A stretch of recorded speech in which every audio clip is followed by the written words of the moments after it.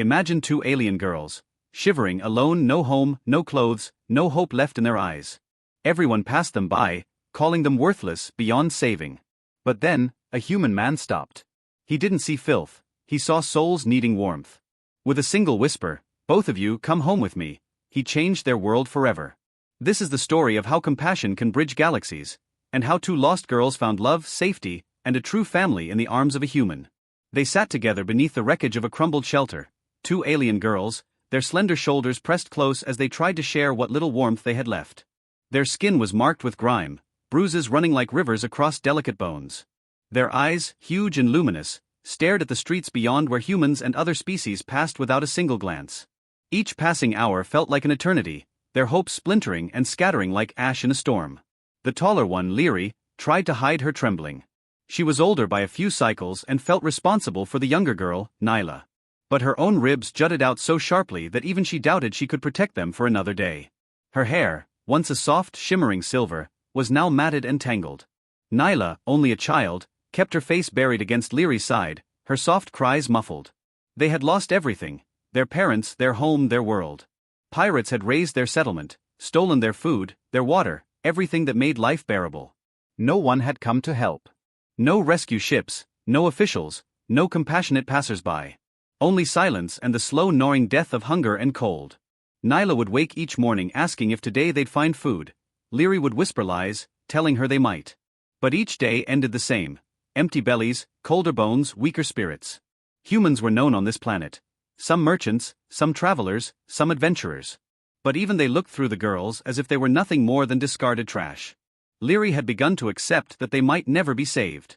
She almost wanted to tell Nyla to stop hoping, but every time she looked down at her little sister's tearful eyes, she swallowed her despair.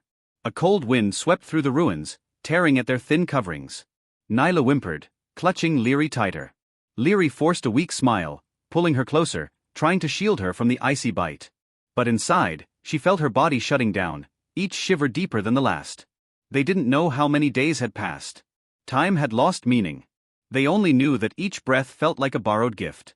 Then, one morning, a sound changed everything, heavy, deliberate footsteps crunching across the broken ground.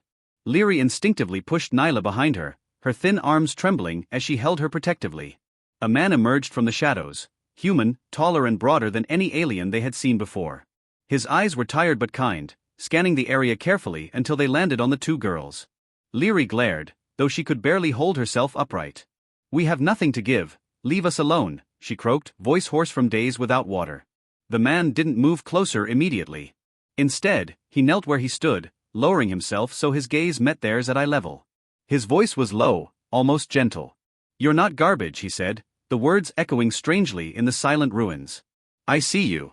Leary's lip trembled, anger and fear battling inside her. She had heard too many lies, promises of help that only led to betrayal or worse. But Nyla peeked from behind her, eyes wide with a fragile spark of hope. The man held up his hands slowly, palms open. "My name is Samuel. I'm not here to hurt you," he said. Then, almost in a whisper, "You're safe now. You can come with me." Leary shook her head. "Why?" "We're not worth anything, we're filthy, broken." Samuel's brow furrowed, his eyes softening. "You're alive. That's all that matters." Nyla stepped out, wobbling, her knees shaking under her small frame. She looked up at Samuel, her lips parting in a silent question. Could she really trust him? He nodded once, reassuring her with a warmth she hadn't felt in so long. She reached for him, and he caught her carefully, wrapping her in his jacket. She clung to him immediately, sobbing into his chest. Leary staggered forward, her mind screaming to stop, to run, to stay strong, but her legs betrayed her. Samuel extended a hand, and in that moment, she let go of everything, the fear, the walls, the years of pain. She fell into his arms, her sobs joining Nyla's as she pressed her face into his shoulder. Samuel scooped them both up, holding them as if they weighed nothing. Leary felt his warmth, his steady heartbeat, and for the first time, she felt safe, truly, deeply safe. He carried them out of the ruins, past the indifferent eyes of strangers. He didn't care that they were covered in filth, that they smelled of death and despair. He didn't care that they clung to him like lost children. At his home, a small but sturdy shelter with real walls and warmth, Samuel laid them on a soft bed. He brought clean clothes, warm broth, water. Leary tried to resist at first, her pride demanded it, but her body betrayed her again, trembling as the warmth seeped into her bones. Samuel helped her wash, treating her as if she were precious glass. She watched him with wide eyes, unable to believe a human could be so gentle. Nyla giggled weakly as she played with bubbles in the bath. Leary almost cried seeing her smile again, her eyes bright for the first time since the attack. Afterward, Samuel wrapped them both in thick blankets. They sat together, Nyla snuggled under Leary's arm, both girls staring at the strange human who had changed everything. Why do this? Leary finally asked, her voice a broken whisper. We're no one. You don't know us. Samuel looked at them, his expression firm yet tender. Because no one deserves to die alone in the cold. You both deserve a chance, to live, to laugh, to heal. Leary's eyes overflowed. She clutched Nyla tighter, shaking as the reality finally set in. They weren't going to die. They had a chance. Samuel leaned forward, brushing a strand of hair from Leary's face. You're safe now. I promise, you're home. That word, home, hit Leary like a warm tide. She had thought she'd never hear it again. Nyla pressed closer to her, looking up at Samuel with shy admiration. You don't have to be strong every moment, Samuel continued, his voice so low it almost disappeared into the crackling heater. You can rest. You can be children again. Leary let out a long, trembling sigh. She wanted to believe it, to trust that this wasn't a cruel trick. But Nyla was already drifting into sleep against her, her breathing soft and steady. Samuel stood and watched them, making sure they were covered and warm. Then he turned to prepare more food, moving as if caring for them was the most natural thing in the world. Leary closed her eyes, feeling Nyla's small heartbeat against her side. For the first time in what felt like forever, she allowed herself to imagine a future. Mornings without fear, nights without hunger, days where laughter might return. Samuel glanced back at them from the doorway, his eyes gentle, patient. Leary felt her lips part, a word forming that had been buried deep inside her. Thank you, she whispered, her voice cracking. Samuel's eyes softened even more, and he nodded slowly, almost as if he understood the thousand other words behind her simple thanks. As she drifted into sleep beside Nyla, Leary felt something new blossoming inside her. Something like hope, something that refused to die now that it had tasted warmth. Tomorrow would come, and for once, she wasn't afraid of it. She didn't know what challenges lay ahead, but she knew one thing, they would face it together. In that small, quiet home on the edge of a forgotten town, two alien girls who had been abandoned by the universe found a human heart big enough to hold them both. And as they slept, wrapped in warmth and safety, Leary finally believed in a word she thought was long dead, family. Leary awoke to the smell of something she hadn't known in what felt like years, real food cooking. The warmth of the blanket weighed gently on her shoulders, and Nyla was still curled up against her side, breathing softly. For a long moment, she lay there, listening to the quiet sounds coming from the small kitchen. The low hum of Samuel's voice as he hummed to himself, the occasional clink of utensils. It felt unreal, like a dream she was terrified to lose. She turned her head slowly, her eyes adjusting to the soft morning light streaming through the small window. Samuel moved about, carefully stirring a pot, his movements patient and practiced. He glanced over and noticed her watching. He gave a small smile and nodded as if to say good morning without words. Leary felt her throat tighten. For so long she had expected any stranger to be cruel, to demand payment or obedience, but Samuel simply gave. He offered safety and kindness as if it were the most natural thing in the universe. Nyla stirred beside her, her small hand clutching Leary's sleeve.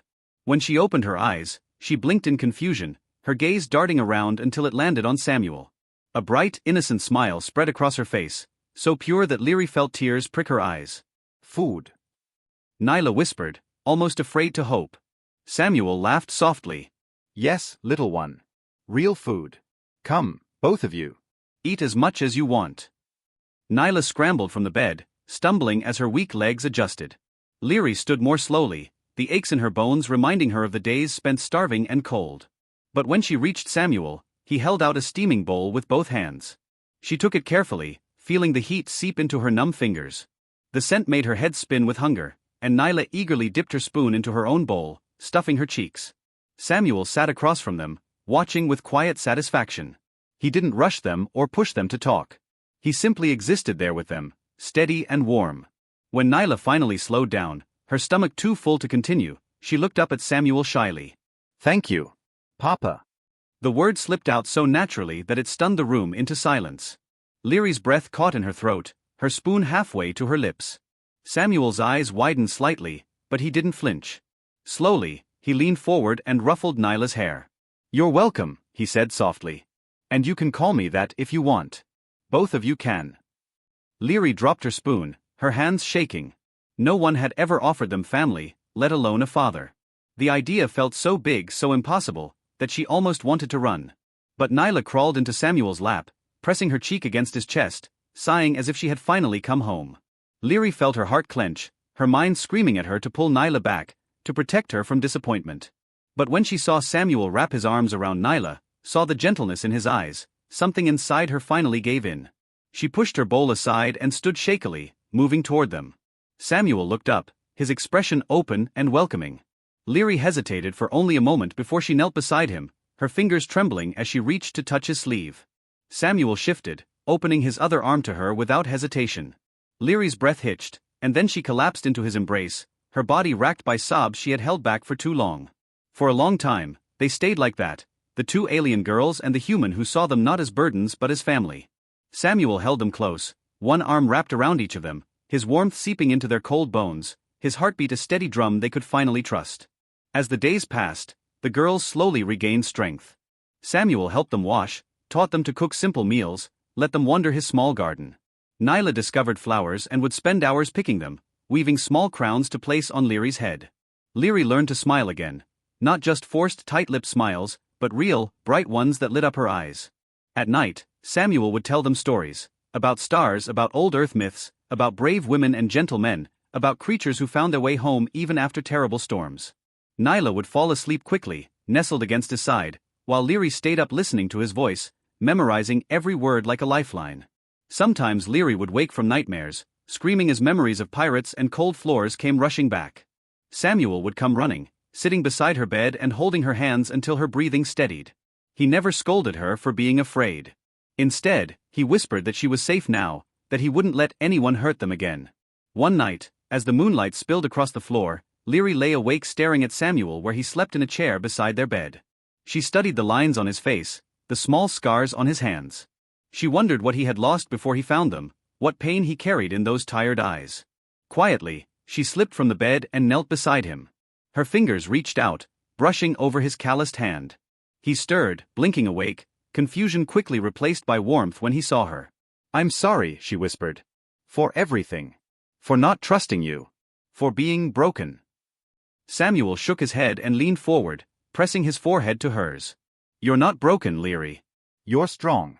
You survived, and you protected your sister. That's more than most could do. Leary's lips trembled as tears spilled down her cheeks. Thank you for giving us a home. For being our family. Samuel closed his eyes, a single tear sliding down his own cheek. You've given me a family too, Leary. You and Nyla. You've made this place a home. Leary let out a sob, and he pulled her into his arms, holding her like a father holds a daughter, firm, gentle, unyielding. When she finally crawled back into bed beside Nyla, Leary felt something she had forgotten she could ever feel, peace. Nyla stirred and pressed her forehead against Leary's, mumbling in her sleep, Papa will keep us safe. Leary smiled, brushing hair from Nyla's forehead. Yes, he will. Days turned into weeks, and they settled into a quiet rhythm. Samuel took them into the nearby town one day, introducing them as his daughters. Whispers followed them, surprised stares, but Samuel ignored them all, his hand gripping theirs tightly. The local children slowly grew curious, bringing small toys to share with Nyla and offering Leary flowers. The girls learned to laugh and run without fear. Leary sometimes still flinched at loud noises, Nyla sometimes woke up crying, but always Samuel was there to remind them they were safe. One evening, as they sat under the stars in Samuel's small garden, Nyla climbed into his lap and looked up. Can we stay forever? She asked, voice soft but firm. Samuel hugged her tight. Forever and a day, little one, he answered, kissing the top of her head. Leary watched, her chest tight and full, as she pressed closer to them. She knew the universe could be cruel, that monsters still lurked out there. But here in this small warm circle, she had found something unbreakable, a love that demanded nothing in return, a home built on kindness and quiet courage. Looking at Samuel and Nyla, Leary felt her heart whisper a word she once thought had no place in her life, family. As the stars watched over them, she let herself finally believe that they would never be alone again. They had each other. And that, she realized, was the only forever they would ever need.